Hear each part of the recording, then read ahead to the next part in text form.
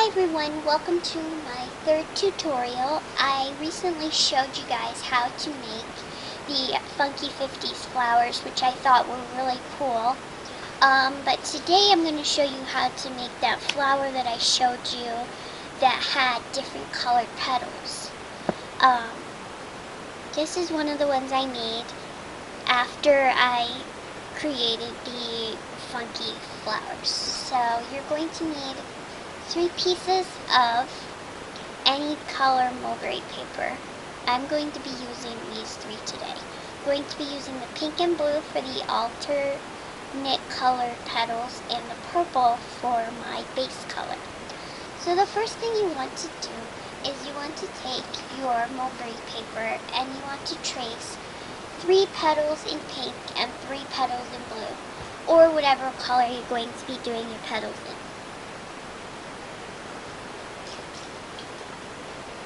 For me, I'm going to be using the pink, so I'm just going to trace these petals.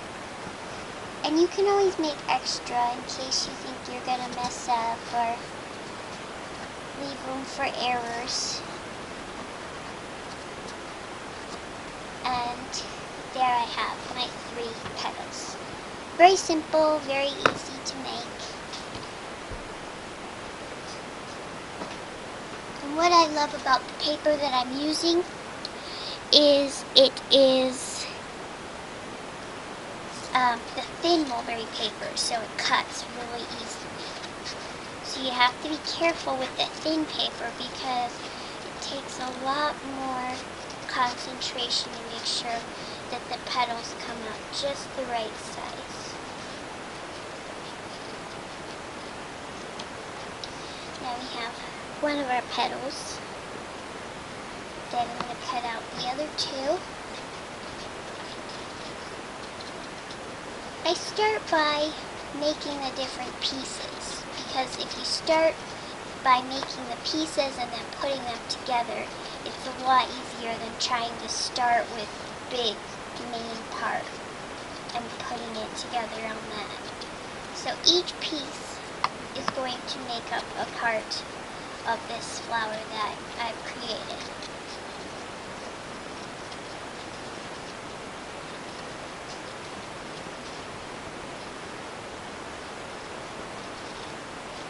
So I'm going to finish this petal here.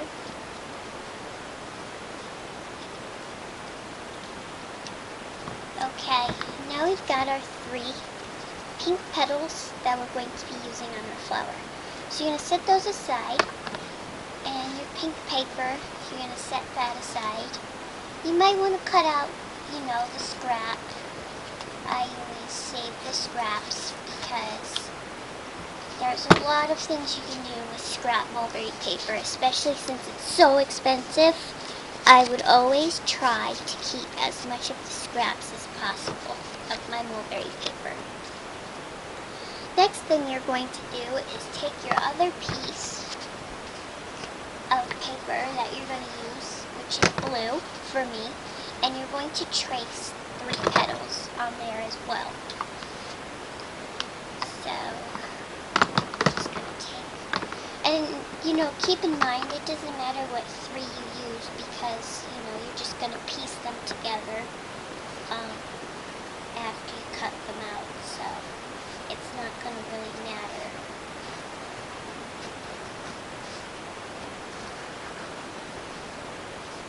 Okay, now that we have that, we're going to cut out the blue petals.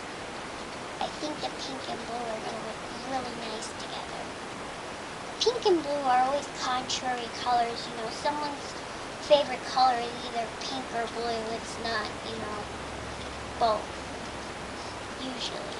I mean, there are some people like me who like both colors, but as I've told you over my many videos, pink is my primary color that I wear. I always incorporate it into my wardrobe some way or another. So, but today we're going to be using blue with it, which, depending on your preference, you may want to use a different colored mulberry paper, which is, of course, fine. There's nothing wrong with wanting to use different colors than what I'm doing. And then you just cut out your petals. So you should have 6 petals all together. What I like to do is clean as I go, so you'll probably find me clipping and snipping as we go along, which you can just ignore that. I just do it to make it easier on myself. So now what you're going to do is you're going to trace the entire flower on your base. Your base is going to be the color that's going to be underneath your petals. You didn't think that you were just going to be able to put them on nothing, did you? Well, this is how we're going to do this now. You're going to take your pencil and you're going to trace all of your petals on your base piece. And you're going to trace the center, which we didn't do yet when we were making the petals. So then you're just going to really quick trace all the elements of the flower like this. So you have a flower that looks like this. You probably can't see it, but if I put it in the light a little bit, you can probably see the outline a little bit better. So then you're just going to take a glue stick and you're going to start gluing your petals in an alternate pattern. So we're going to take our blue. I'm going to use that first. You can start anywhere you want. You just have to make sure they're alternating so you get that alternating effect. And then you're going to stick it on your traced piece. I'm going to try and get it as perfect as possible. Okay. Then I'm going to do my pink. Cut a little bit more glue up there. I like to use the palm of my hand to hold the flower so I can get more glue that way. But you want it evenly distributed. You don't want big blobs of it. So then you're just going to alternate like that. And you're going to keep going until all your petals are applied to your flower.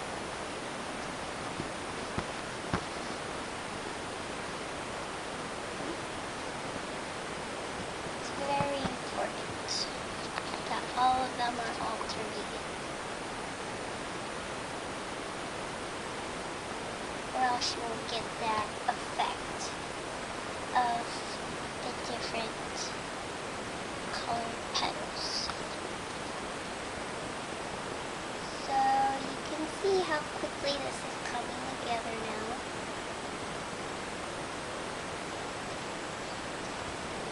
Some of them are going to be better than others, but we're going to trim that after we cut them out. And for me, I like having the texture side up, because that way it gives the flower more very look, more of a texture. So now that we have our flower, it's going to look like this. So it's almost complete. Now we're going to work on cutting our flower out. This is very important. When you're cutting your flower, you want to try to trim as much as you can. At the same time, you want to keep as consistent as possible around the petals. So it's a very fine balance that you're trying to maintain. You want to make sure that the petals are even in shape, and you want to try and see if you can get as much of your base color out as possible. It's okay if it's underneath, obviously, but like when you're cutting, you want to try and eliminate as much as possible.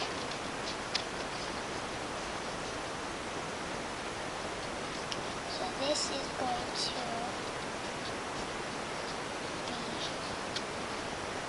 what it's going to look like.